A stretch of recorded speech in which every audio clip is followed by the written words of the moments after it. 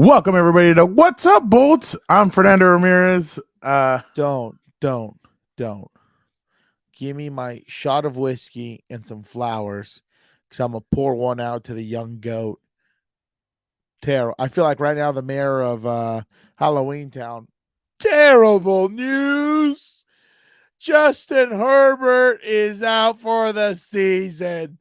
Horrible news. You know, at the end when Jack Skellington gets blown out of the sky and everything else and they think he's dead. Oh yeah. That Terrible. It is what it is. Well, yeah. It was Officially now, Justin Herbert is out for the season. Following he had surgery today on Tuesday on a fractured right index finger. That means the season is done. 4 games anyway. There's no point. Obviously, the Chargers play on Thursday night. It'll be Easton Stick versus Aidan O'Connell, which is an interesting game to say the least. Perfect for primetime guy.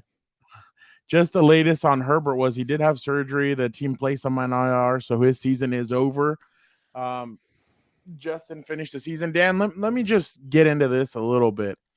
I was on a radio show on Tuesday, and I was asked about Herbert and everything, and I did a TV show from a news show from Oregon, and they both asked me the same thing: who is to blame for the shortcomings this year? Like, does Herbert face any of those blames? And I'm like, maybe 5%, maybe, but a majority starts from the top and trickles down that way. So that's why I'd only give him 5%. I'm gonna get more into this. I'll speak about this more once the season's over and all the dust settles. I'll get into it more, but it just careful for out. You might need a hazmat suit. The radiation's gonna be wild from this nuke, dude. No. Well, it kind of like from one point of view. Obviously, I know for Charger fans, it sucks. Yeah, I mean, you were promised this season that last year wild card. This year he's gonna grow more. Build offense, build up. Yeah, this is gonna basically what the Chargers said is we're gonna run it back. And to be completely honest, running it back doesn't always work. You always have to tinker with the roster and do something. The Chargers tinkered, but in the same typical way that they've tinkered in the past through the draft. I understand money was tight, all that. I get it. But you had to make moves, and they didn't make the necessary moves. J.C. Jackson came back. Boom. Other things happen, and it just hasn't been a positive season all around. I mean, we were talking to Khalil Mack, like I told you on Sunday, and he's thinking about the missed opportunity. That's what sucks when you talk to a Keenan Allen or a Khalil Mack, and they have to talk about the missed opportunities. Yeah, because they've been on teams where there's missed opportunities, and you haven't gotten to the promised land. You haven't even played in a Super Bowl. So I get it. But, forget the Super Bowl. An AFC championship game, dude. Or a playoff game. Yeah, like you played in a playoff game, but Keenan hasn't won one since 2018. Yeah, he's only been in divisionals at the most. Yeah. I mean, no, I'm just talking about the playoffs in general. Like, he had not won he's only won 2 playoff games in his career.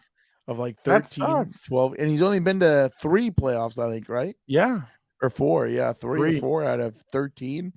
And unfortunately, I mean, you've seen it. I mean, you've heard it all off season, all season, how much Justin gets criticized, but people just don't look. It's a joke, dude. Don't look at the complete picture. They just want to throw it all on him. And it's like, it's not only unfair, but it's not right. Just because, well, like I said, after the season, this is why I'm so against the national media and everybody else seeing the quarterback position as like a demigod, dude. Like, it doesn't run through them. Like, it runs through them in the sense that, they're the ones who are always going to touch the ball and everything else, but they have to play as a cohesive unit, dude. Like, I know I give you shit about Tom Brady's the one that made Bill Belichick, but I know the truth. Yeah, I know that the seasons where the Patriots went to the Super Bowl, It was because on the back, that defense was playing really well as well. That year that they only allowed 3 points to the Rams that were, oh my God, look at Sean McVay. Look at this. Look at that. Yeah. When they Innovative. were scoring like future. 30 or whatever. Yeah.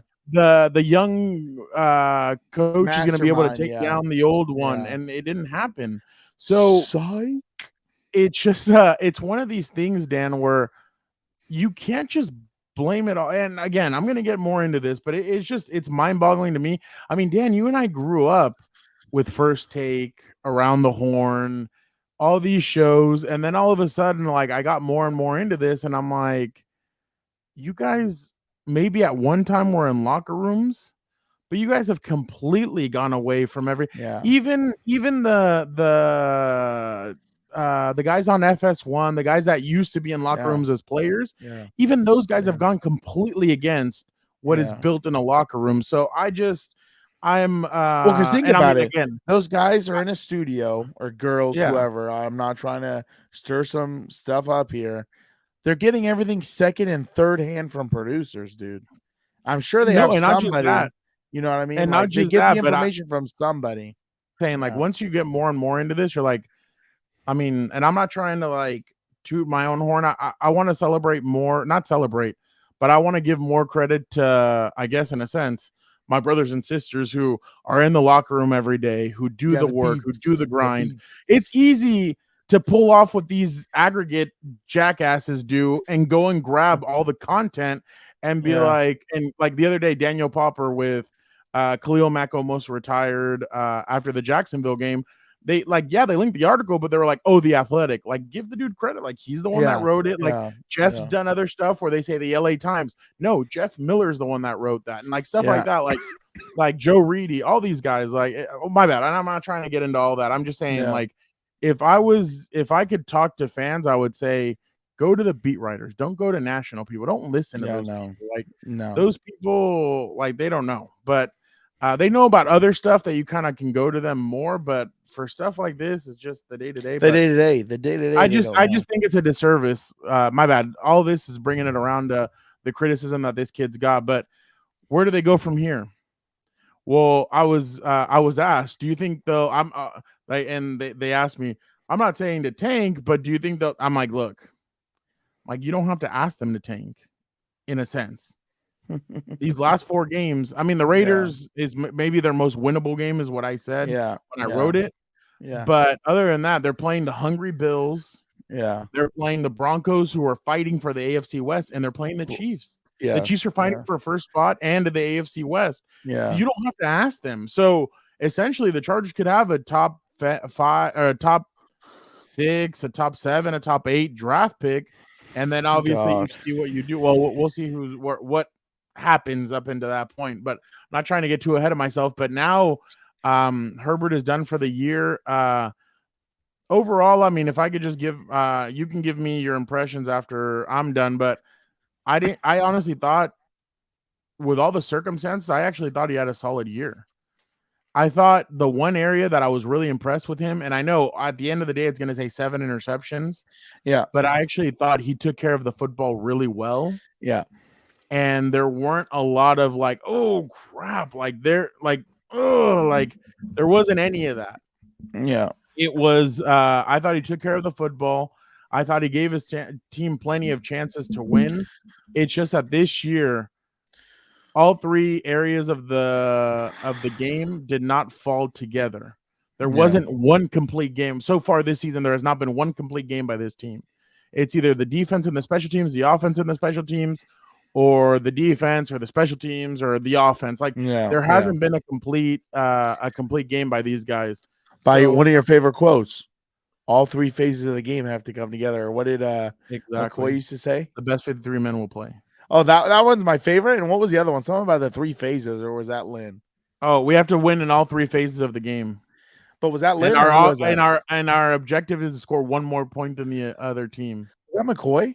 Yeah, all 3 of those. The Freedom Bowl. Let me tell you something. Eric's starting to make more sense now after those 3 doozies. No name dropping. But I didn't say which Eric.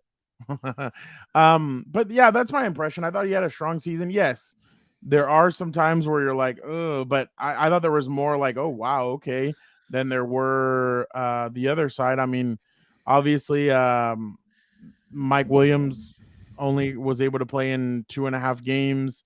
Corey Linsley goes down. He's faced an enormous amount of pressure ever since Corey Linsley went down. But I mean, it is what it is. I mean, this year, I mean, and also Josh Palmer went down. Maybe they might have had a fighting chance if Josh Palmer doesn't go down after the Bears game. I don't know about that, dude. I don't know about No, that. okay, but what did you have after he left? I agree. He would be better than just what you have now. I agree. I didn't say that they would like make it to the playoffs or whatever, but I don't know. Maybe the game against Detroit, they're able to put it away with him in there. Maybe the game against, I mean, there's a lot of could. Maybe the game against Baltimore. I mean, there's a lot of coulda, woulda, shoulda. But I'm just saying that I think horseshoes and hand grenades. No, I know that, but I'm just saying I think that was a I thought he had a strong season. Obviously, there's room for improvement and everything, but again, the offense hasn't been very good the last couple of weeks. But it's not what we were promised. What we were promised was week 1, Detroit, and I can't remember what other game where they looked that good. But what we've Miami, Minnesota, games, Miami, Minnesota, Detroit, and at times against Tennessee, I guess, but those were mainly Chicago, but Chicago was down to come on. That's a freaking that's an outlier, as they like to say, the computer geeks. Outliers. All right, well, you go ahead. What were your impressions of Herbert this year? I think the only thing, I agree with the most part for what you said. I think the only thing I want to see next year from him, throw the ball away. 100%. Don't take hits, dude. Do not take hits. That, I think, has been his biggest Achilles heel in his career. Well, I won't say in his career, but in this year and I think last year, he's holding on to the ball either too long. And of course, it's not completely his fault because it could be guys aren't getting open or there's just pressure that quickly or whatever else. But get rid of the football, dude. Start looking at Brady. Start looking at Manning, how they used to do it. 1, 2, 3, you get through your reads, you feel pressure, boom, get rid of it. Don't let these guys touch you. You remember the most effective thing the Patriots did against the Chargers in 2018 was that same method. That way, Bosa couldn't get going. Ingram couldn't get going. No one touched Brady that game because they were getting the ball out so quickly. By the way, Melvin Ingram just signed with the Miami Dolphins. Oh, look at that. He's back in Miami. Look at that. Yeah. Well, yeah, they need some defense, dude. We saw that game. But that's my biggest thing. I think 100% he needs to get rid of the ball faster. In terms of, you have these idiots saying he wishes he could have that throwback and da-da-da. You're going to have those, dude. No one's 100 for 100 on these wide open things. It happens. The only thing he needs to do is just keep building off of what he has already and just making sure those come up more on his way more than anything. And the other thing I'd like to see, and this again behind the scenes, so we'll never know, but I mean, when he has these makeshift offensive lines and everything else, and clearly it's not working, I hope he's in, Kellen Moore, whoever the offensive coordinator's office is, and they're talking about this stuff. Like, they need to talk about, like, hey, dude, I'm not getting enough pressure, I'm not getting enough time to throw the football with these type of offensive plays you're calling. I need something faster. I need more guys to protect me. Something. I hope that level of communication is there. And I think that's going to happen more and more as he matures because it's like I say, dude, like the quarterback play, and mind you, I love Herbert, but it's not what it used to be, dude. There's all these stories of Manning calling his own plays. The OC was there more than anything to kind of shape it, give him ideas, and help him out. But he was so intelligent that when he was on the field, he could get to the right looks that he wanted because, number one, the guy studied the game like a mother, and he knew the defense that he was gonna see and what looks he wanted for what plays. And I think that's the only thing sometimes that's, I hope he's growing on, he's trying to build off of and stuff like that. Because sometimes, like, some of the 4th and shorts or short yardage plays, you see them under center and it's like, dude, if you run the ball here, it's going to get stuffed. And then lo and behold, and it's like, you wish you would have that little more that little more what's it called? I don't know, freedom or whatever it is to kind of do the kills. And I know sometimes he does it, but that's the only thing I wish I hope he builds off of. Number one, hopefully being more vocal in the office with the coaches and everything else. And I don't mean vocal in the sense of undermining. Like, there's a difference working with and working against. Like, don't get me wrong on that. Obviously, the coaches need to coach and the players need to play, but you need that feedback as a coach, in my opinion, so you understand what's working and what isn't. You know what I mean? It gives you a better picture. And the other thing I think he needs to work on is just getting rid of the football, dude. Next year, he should. I don't care if he completes 40% of his passes, if he's throwing 20 away or whatever to avoid pressure. I don't care about the stats. I just think he needs to avoid hits because let's be real, Frown. Sorry, my bad. Let's be real. He's been in the league, I think, 4 years, right? 4 years, 5 years? I think 4. Yeah, 4. This would be his 5th year. His rookie year, he was fine. Brandon Staley's first year. No, I mean, my bad. My bad. He's going, this is his 4th year. He'd be going into his 5th. Next year, yeah. Brandon Staley's first year, I'm pretty sure he was fine. Last year, he had a huge rib injury. I think it was a torn labrum. I don't know, surgery at the end of the year. This year, the finger, the other finger, surgery. And maybe there's more stuff there that's going on that they haven't even told us yet. And it's like, you don't want to start that trend where you're getting him beat up. And now, it's almost like a race to the bottom with him in the sense that he's getting hurt. You know what I'm saying? That's already 2 years in a row where he's getting hurt. You need to get him to 100%. You need to come up with a plan to make sure you protect him, keep him upright. Don't freaking let him take hits. And make sure you keep him healthy because that's your $50 million man or whatever. You got to keep him upright. You got to keep him healthy.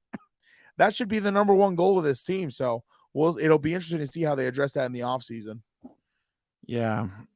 I mean, we'll see what happens with this, but definitely now, obviously, it goes to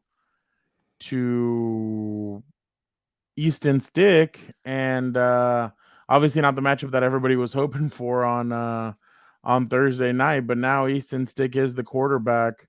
So let's go to Easton now, and well, you know what? Let's go to Brandon Staley first and hear what he had to say about it now being Easton Stick that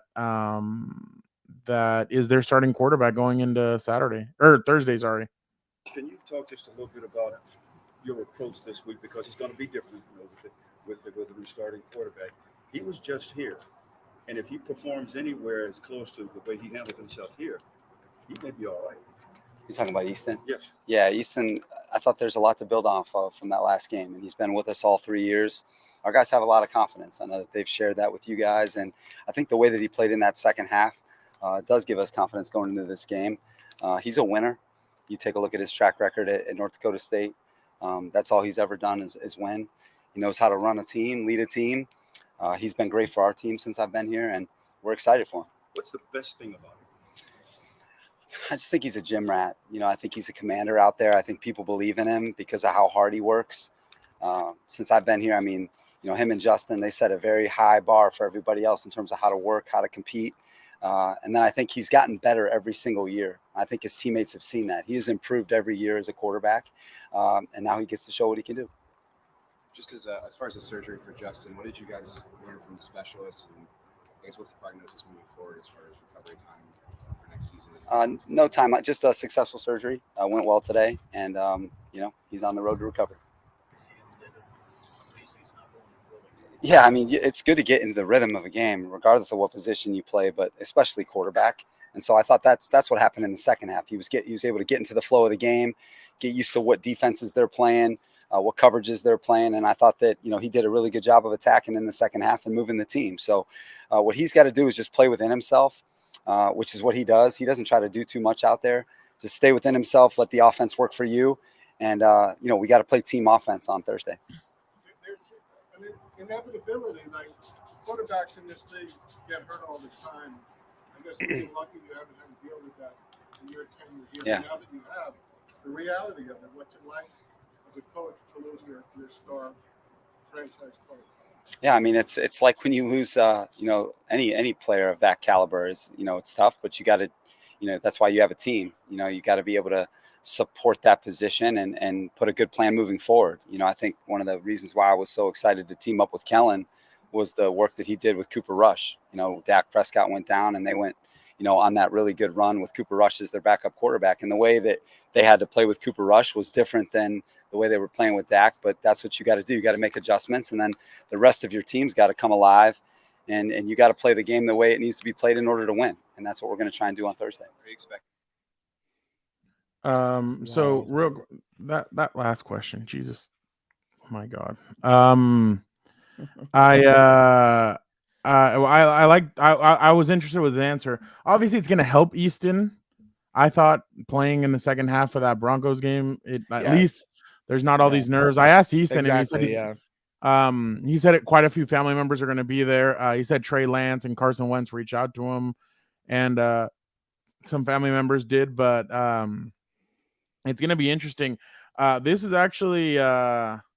I actually do have video from last Sunday of when Easton was going to go into the game. Dan, you're gonna love this. Oh, jeez. Watch me for the signals. Stay focused. And don't worry, son. I'm behind you. Let's go. Let's go. That 100% is one of the greatest football movies ever. Varsity By the Blues. way, I already know what you want. So you basically told me that this is what you want Justin to do. This is what you want Justin to do. Okay. Again. Okay. You got it. Fuck it. All right. Last chance for the Coyotes. Hudson at quarterback. This is not the formation. That's not the formation. Go! Hudson hands off the ground. Throwback pass. Complete. He's got a chance. Hudson has the football. Makes a move. Headed for the end zone. Touchdown. Touchdown. Good grief. I love that movie. Off another one.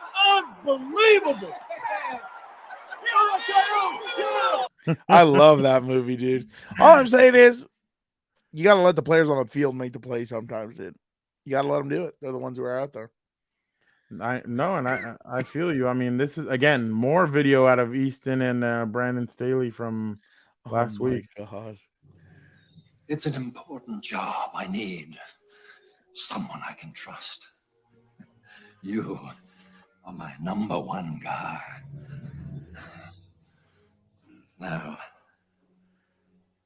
don't forget,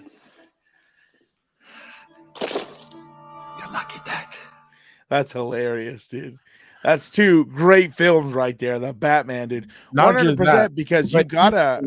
Easton's got to be careful. You know what's funny? Every time I see him say something completely stupid and faceless, I always think of that clip right there. Nepo babies, they're everywhere, dude. Obviously, we're not gonna apologize for the way we are. I mean, we do funny videos, we do dumb stuff. Why? Because obviously we like to have fun with this. I mean, obviously you guys have been with us now for this is our second season, so so we like to have fun.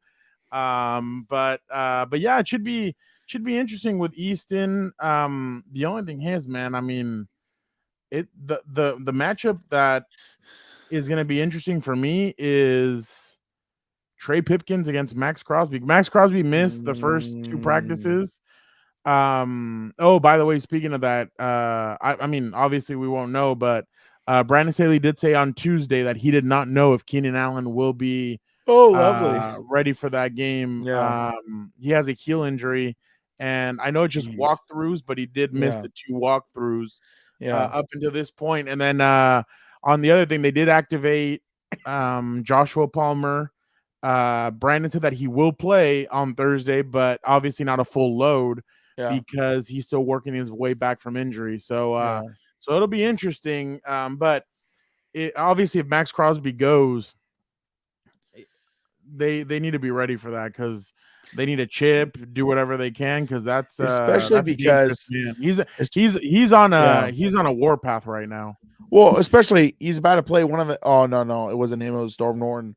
But he makes a killing off of some of these type of guys, dude. Those are the guys that got him paid. But I was gonna say, most importantly, just based off of the half a tape, Easton Stick doesn't do well under pressure, dude. Like, he had no pocket presence. I think the 2 times or some of the times that they brought pressure, it essentially got 2 strip sacks on him. I'm pretty sure he had 2 on Sunday.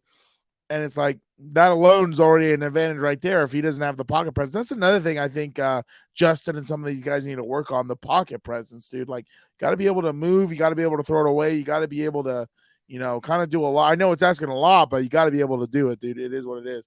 But oh, you're right. Easton did fumble twice. They recovered 1, but he lost the other. That's what I'm saying. Like, you bring pressure, and it's gonna be a tough game for Easton Stick. But either way, I think it's gonna be low scoring. So the Raiders are coming off a victory over the loss. Is it a thriller? Lost to the Minnesota Vikings 3-0. My God Almighty! Nick Mullins 83 yards passing, Joshua Dobbs 63 yards passing, Aidan O'Connell 171. Just a cluster. Very bad. And if just like the ShamWow guy, wait, there's more. It's probably gonna happen on Thursday too, my guy. Yeah, this game just is weird all around. Josh Jacobs, obviously. Some of these guys haven't practiced, like their left tackle, Josh Jacobs. Some of these guys haven't practiced this week, but I mean, we'll see who comes out on Thursday. But I wrote about this. I'm like, this game could easily end 2-0. Maxx Crosby with a safety on Easton Stick, and then that's the game. I'm not even gonna lie. These are bad.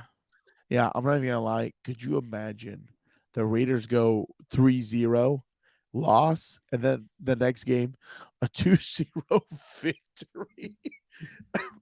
They're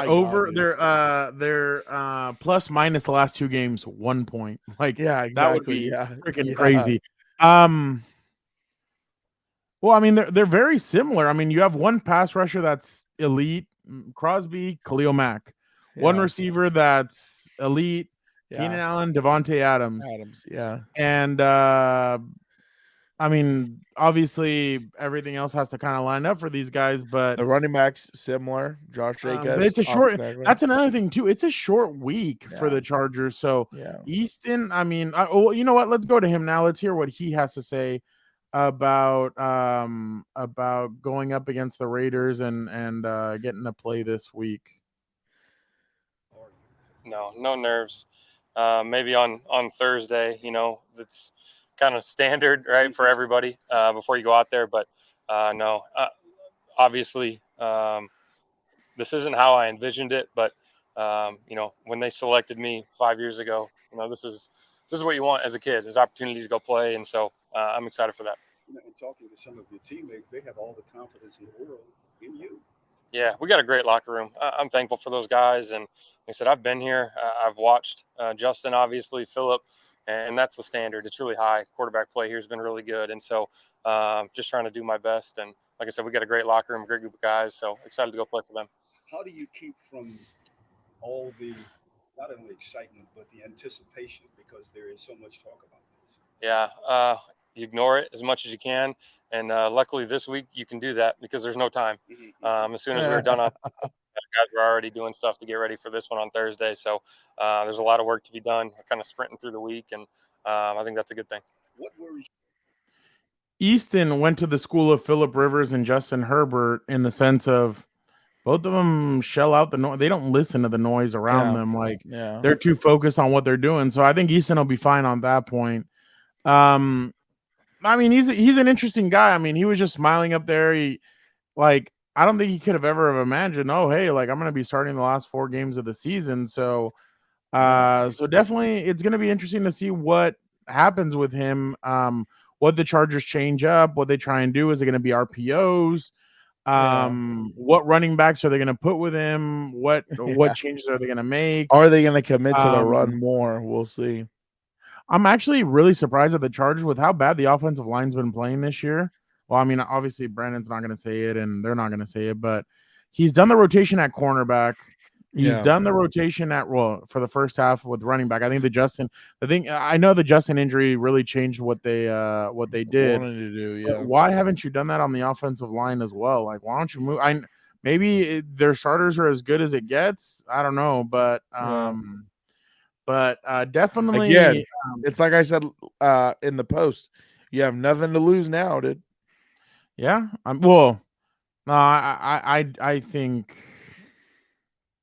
think you kind of do. Like, I think this is deflating for the team, but it's going to be interesting to see how they come out Thursday, how they come out next Saturday. Like, I don't question the Derwin Jameses, the Khalil Macks, all those guys. Not at all. But there are others where you're kind of like, oh, well, what's going to be the mood like? It's funny. I was asked today on the radio show, do you ever kind of go, ugh, like I have to go into that locker room and talk to these players? I know they're going to be angry. They're not happy about it, this, that. Yeah. I'm like, to be honest, no.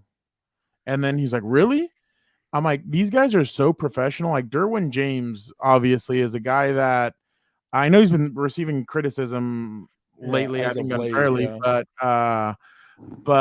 Derwin is a guy that, like, first thing, Fernando, you need me today? Yeah. Okay, cool. I got you. Give me 5 minutes. Oh, I appreciate it, man. Khalil Mack, hey guys, I'll be right back. I'll talk to you guys.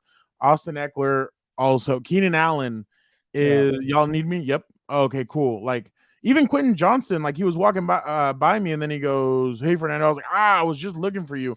Oh, you need me? Okay, cool. Yeah, I got you. So, I mean, and obviously half of it is the rapport that you've built with the player. Yeah. But it's also the fact that these guys they're good, solid guys, and they don't get mad at you. They don't do any of that. Like they're frustrated, but at the same time, they're very professional, and it makes my job a lot easier. So, just to give you guys a little context, I'm sure Colin Cowherd and these guys would give you the same context, but I don't mean to take shot. It's just funny to me all around. But yeah, I mean, if Easton can have Gerald Everett, Keenan Allen, Josh Palmer, and some of these guys, it's going to be interesting to see kind of what this offense. That's what I'm interested in. What this offense is going to look like the next 4 games. Like I said, question marks, dude. 3 really hungry teams, and you know what? The Raiders are going to be hungry too. I know that last game, I get it, but there's always an anomaly in the season.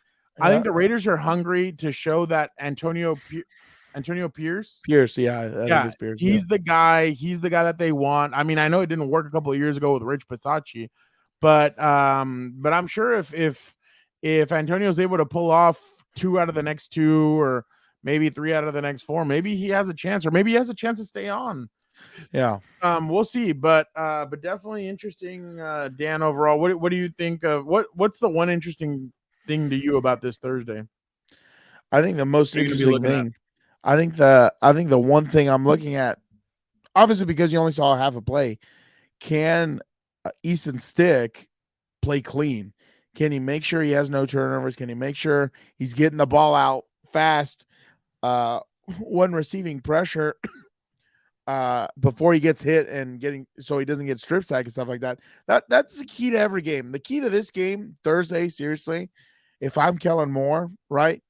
Establish the run early, play action, little razzle dazzle, little what's it called? Rollouts, get him rolling out. Easton Stick's got some wheels. You get him in some space, he's going to be able to take off and run. But the most important thing, you need to try and take the pressure off of Easton. Don't think he's Justin Herbert and try and get him passing 40 times and all this other stuff. Establish the run, even if it's boring. Spread him out, dude. You don't have to get in heavy to run the football. Spread him out. Don't go 2 tight ends. Spread them out. Get trips on one side.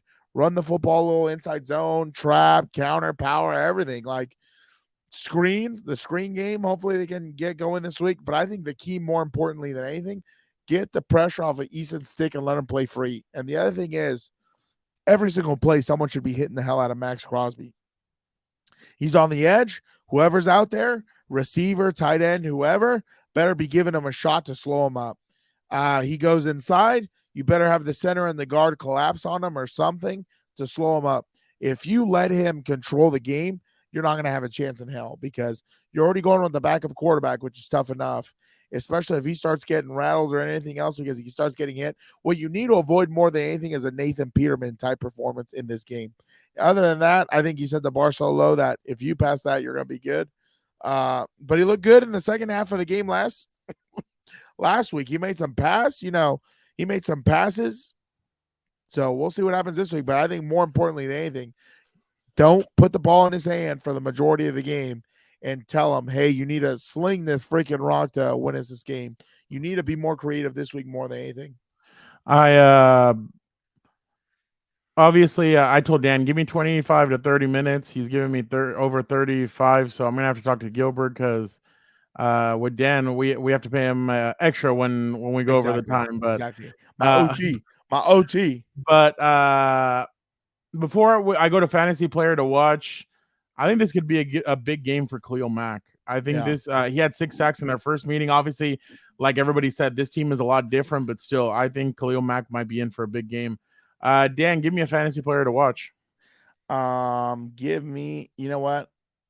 I guess being a pessimist, give me the Oakland defense.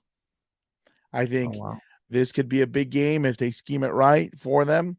I'm not going to say they're going to get back on track or anything. I think they're below the Chargers. Graham's a good defensive coordinator. Yeah, I think they're below the Chargers in the West. I'm not sure. But they're tied, but the Chargers, because they beat them, are they have the tiebreaker. Whoop-de freaking do. We're both 4-8 or whatever. 5-8. Lovely. Give me the Raiders defense, especially like I tell you, there's some times when you face these type of quarterbacks when they're backups, when they're the Tuas, when they're some of these type of guys, you bring pressure, dude. You try and disguise things. You bring pressure. You try and rattle them early, get them off their spots. Make them uncomfortable, make them start seeing ghosts. I think that's more than anything the most important thing. So give me the Raiders defense. I don't know if Dean Leonard is going to play. It might be Michael Davis. Regardless, Devontae Adams. Devontae Adams could have a big game here, especially because the Chargers have had trouble. I know everybody's going to point at the last few weeks, but they haven't faced a receiver like Devontae Adams the last 3 weeks. So. And Cortland Sutton had a pretty good showing last week, and then Jerry Jeudy dropped a couple passes that could have gone for big gains. So, I'm going to go with Devontae Adams. All right, Dan, give me your X factor. X factor is going to be, I think, the offensive line. If they allow the pressure that was happening last week, this game is going to be wrapped in the first quarter, dude. I don't think it's going to be any good. I'll go Quentin Johnston. I think this will be an interesting game for Quentin Johnston. I think he might be in for a big one. We'll see what happens. But Dan, your prediction? Yeah, Raiders at home. I think it's going to be a lot for Easton Stick, which, mind you, it's not his fault. It's not his fault at all. But just because they haven't even looked good when the son of Odin's in there, let alone when Easton Stick, who hasn't gotten as many game reps and everything else, he might not be up to speed and as comfortable, obviously, because this type in the thing about football is that you need reps to get comfortable, to get used to the speed and everything else. And practicing and games are two totally different things. So, yeah, give me. It's funny. He actually gave Shane Steichen credit and Shane Day and some of these guys that he had been around, which was he gave credit to basically everybody that all the offensive. He's been through Ken Wisenhunt, Shane Steichen, Joe Lombardi, and now Kellen Moore. So, I'm going to go with my prediction: 2-0 Raiders. That is hilarious. Safety, and why not? Can you imagine what the a couple weeks ago the Chargers won 6-0. Last week the Raiders lost 3-0. Something's got to give. But and then last week the Chargers only scored 7 points. So the week before that they only scored 10. Or no. 2. Okay. So they scored 10 against the Ravens. Yeah. They scored 6 against the Patriots. 6 against the Patriots, 7 against the Broncos. 7 against the Broncos. Yeah, so I don't know how this offense. We'll see how this offense scores. But you know what? Also, Easton scoring a touchdown last week. I know it was Austin Eckler that ran it in, but I think that drive will give him a little bit of confidence. But I'm going to be honest. I'll say Raiders 17, Chargers 13. But yeah, all right. Well, thank you guys so much. I know it's a short week. I will be in Vegas for the game, so make sure you tune in. Dan and Daygo and I will have all of your content on Thursday as soon as the game is over. Reaction. It might not be posted till Friday, but we'll see what we do with that.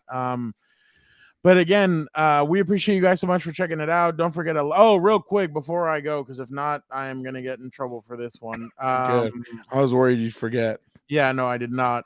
Dan wanted to shout out some of the comments from last week. Oh, wow. Okay, it's not letting me. Well, we wanted to shout out. Did it? Can you see my screen? No, No, right? I can't. No, I can't. Okay. So Dan wanted me to shout out Carlos Bermudez 8721. Love Dan's rants. I needed a laugh after that Shout out, dude. emoji show. Dan, obviously, if you guys haven't checked it out, I think it's like halfway through the video last week or on after the Broncos game. Dan goes in on Matt Ryan, Tiki Barber, Tony Romo, everybody. So you guys need to check that out. No one's safe. Timmy H 4771. Why is he keeping his hand in his pocket? He did that on the sideline too. I commented back, but Timmy, I think it's Herbert just wanted to. He didn't want to show his hand. And he did it during the press conferences. He did it everywhere else. So yeah, I think the goal was not to show the hand. GB 9123. We're in Mo's basement now. This is some barbarian movie levels of pain. Crosby is going to pound Easton to dust, and Duggan is going to run for his life. So he even thinks Maxx is going to get in there. Could you imagine that? That would really be a wild season. But again, thank you guys so much for checking us out. Don't forget to like, comment, subscribe, be a compa, tell a compa. If you guys have any comments, any questions, anything, we will answer them. So make sure you guys do that. But again, thank you guys so much. Have a good rest of your week. And don't forget, be on the lookout for Raiders, Chargers, post-game reaction. Thank you guys. Have a good one.